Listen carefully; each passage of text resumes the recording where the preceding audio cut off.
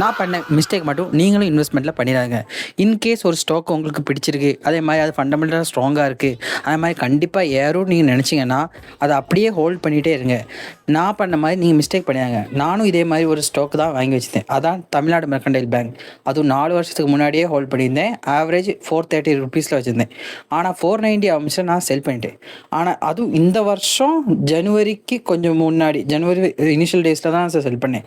ஆனால் அது செல் பண்ணதுக்கப்புறமே ஒரு 96% மேலே ஏறிட்டு அரௌண்ட் டபுள் ஆகிருக்கும். இப்போ நான் போட்டிருந்த காசு அப்படியே டபுள் ஆகிருக்கும். ஆனால் நான் அந்த பெரிய ஆப்பர்ச்சுனிட்டியை மிஸ் பண்ணிட்டேன். ஆனால் எனக்கு தெரியும் ஃபண்டமெண்டலாக ஸ்ட்ராங்காக தான் இருந்துச்சு எல்லாமே. ஆனால் என்னால் 4 வருஷம் பொறுத்து எனக்கு இன்னும் கொஞ்சம் பொறுக்கிறதுக்கு இதாகலை.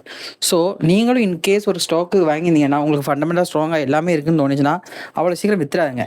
அதே டைமில் இன்கேஸ் உங்களுக்கு ரொம்ப டவுட்டாக இருந்தால் கூட ChatGPTயோ எல்லாம் ஜெமினிட்டியோ கேட்டு கன்ஃபார்ம் பண்ணிக்கிடுங்க. ஏன்னா அதுக்கு கூட இப்போ கொஞ்சம் நல்லாவே நாலேஜ் இருக்குது. அதுவும் இல்லாமல் ஃபண்டமெண்டல் அனாலிசிஸ்லாம் சூப்பராக பார்க்க தொடங்கிட்டு.